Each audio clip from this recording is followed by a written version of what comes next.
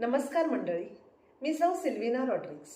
27 February हा दिवस महाराष्ट्राचे ज्येष्ठ कवी विष्णू वामन शिरवाडकर उर्फ कुसुमाग्रज यांच्या जन्मदिनानिमित्ताने मराठी भाषा गौरव दिन म्हणून साजरा केला जातो। कुसुमाग्रज यांनी महाराष्ट्राच्या सांस्कृतिक क्षेत्रामध्ये मोलाचे योगदान दिले असून मराठी भाषा ही ज्ञानभाषा होण्यासाठी अथक परिश्रम घेतले गेले आहेत। मराठी दिनाचे औचित्य साधून मराठी भाषेचा गौरव करणारी माय मराठी ही कविता आज मी तुमच्या समोर सादर करत आहे। गजर माय बोलीचा, गजर मातृभाषेचा, गजर अमृत वाणीचा, गजर माय मराठीचा, कथा कविता अभंग भारुड संतवाणी, गोडी साऱ्यांचीच अमृतावाणी, गोडी साऱ्यांचीच अमृतावाणी। तिच्यात दडलाय साहित्याचा अर्थगोड, तिच्या प्रांगणी घडले अनेक साहित्यिक थोर।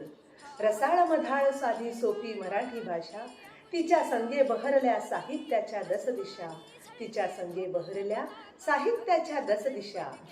खांडेकर कुसुमाग्रज सराफ निळू फुले, मराठीच्या बागेत यांचे खरे रूप खुले।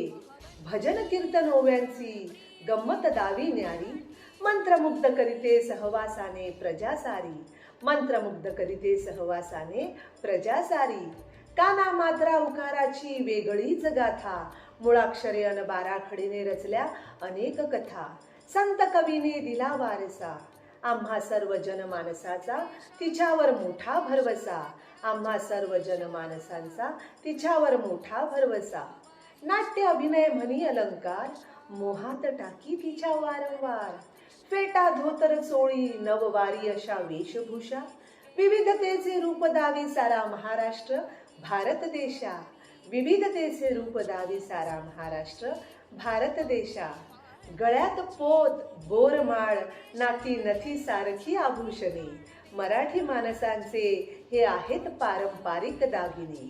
अशा मराठी भाषेला मिळाला अभिजात दर्जा, मोठ्या अभिमानाने तिचा जय जयकार गर्जा, जय जयकार गर्जा, जय जयकार गर्जा।